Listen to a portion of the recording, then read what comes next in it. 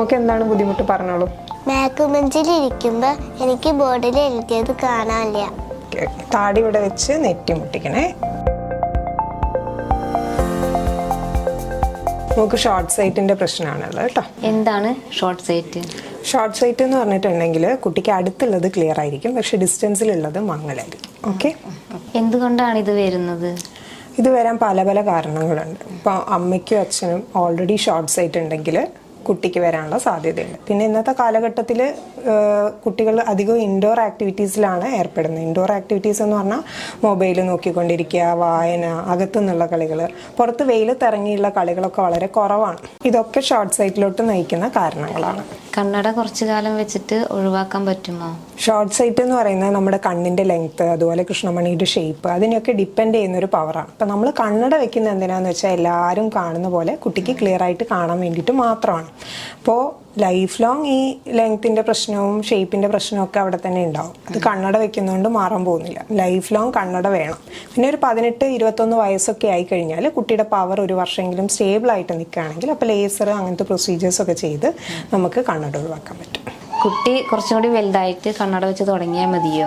ഇപ്പോൾ മോക്ക് ആകെ 5 വയസ്സായിട്ടേ ഉള്ളൂ. അപ്പോൾ നമ്മളിപ്പം കണ്ണട വെക്കാതിരുന്നാൽ എന്ത് സംഭവിക്കുമെന്ന് വെച്ചാൽ നമ്മുടെ ബ്രെയിനിലോട്ടുള്ള വളർച്ചയുടെ സിഗ്നൽസ് പൂർണ്ണമായിട്ട് നടക്കില്ല. അത് കാരണം കുട്ടിക്ക് മടിയൻ കണ്ണ് ഉണ്ടാവും. മടിയൻ കണ്ണ് എന്ന് പറഞ്ഞാൽ കണ്ണട വെച്ചാലും പൂർണ്ണമായിട്ടുള്ള കാഴ്ച കിട്ടാത്തൊരവസ്ഥയാണ്.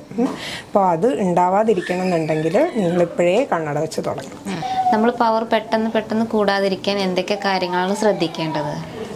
ഒന്ന്, കുട്ടി കണ്ണട എപ്പോഴും വെക്കണം. ഉറങ്ങുമ്പോഴും കുളിക്കുമ്പോഴും അല്ലാത്ത സമയങ്ങളിലൊക്കെ കണ്ണട ഉപയോഗിക്കണം. പിന്നെ അകത്തുള്ള ആക്ടിവിറ്റീസ് കുറച്ച് പുറത്ത്, അതായത് വെയിലത്ത് ഒരു 2 മണിക്കൂറെങ്കിലും എന്തെങ്കിലും ആക്ടിവിറ്റീസ് ചെയ്യുക, കളിക്കുക, അങ്ങനെ എന്തെങ്കിലുമൊക്കെ ചെയ്യാം. വെയിലെന്ന് പറഞ്ഞാൽ രാവിലെ വൈകുന്നേരം അങ്ങനത്തെ ഇളം വെയിൽ മതി. പിന്നെ മൊബൈലിൻ്റെ ഉപയോഗം റെസ്ട്രിക്റ്റ് ചെയ്യണം. ഒരു 1/2 മണിക്കൂറൊക്കെ പഠനാവശ്യത്തിന് യൂസ് ചെയ്യുകയാണെങ്കിൽ പിന്നെയും കുഴപ്പമില്ല.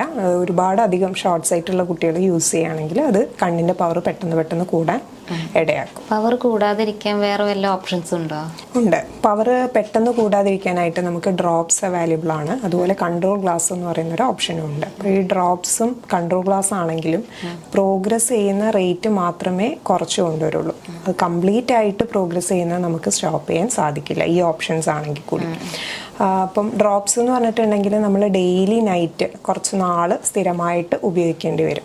അത് കണ്ണടയ്ക്ക് പുറമെയാണ് നമ്മൾ കൊടുക്കുന്നത്. കണ്ണട ഒഴിവാക്കാനായിട്ടുള്ളൊരു തെറാപ്പിയല്ല. വേറൊരു ഓപ്ഷൻ എന്ന് പറയുന്നത് കൺട്രോൾ ഗ്ലാസ് ആണ്. കൺട്രോൾ ഗ്ലാസ് എന്ന് പറയുന്നത് സാധാരണ കണ്ണട പോലെ തന്നെ ഉണ്ടാവും, പക്ഷെ അതിൻ്റെ അകത്ത് അറേഞ്ച്മെന്റ് ഓഫ് ലെൻസ് കുറച്ച് ഡിഫറെൻ്റ് ആയിരിക്കും. അപ്പം അത് ഉപയോഗിക്കുന്നതിലൂടെയും പ്രോഗ്രസ് ചെയ്യുന്നത് പെട്ടെന്ന് നടക്കാതെ നമുക്ക് ഒരു പരിധി വരെ തടഞ്ഞു നിർത്താൻ സാധിക്കും. ഇനി എപ്പോഴാണ് ചെക്ക് ചെയ്യേണ്ടത്?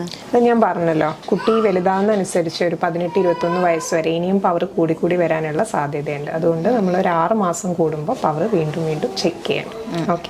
ഓക്കെ, അപ്പം ഞാൻ ഇന്ന് കണ്ണടയ്ക്ക് എഴുതി തരാം. 6 മാസം കഴിഞ്ഞിട്ട് വീണ്ടും വന്ന് കാണിക്കാം കേട്ടോ. ശരി.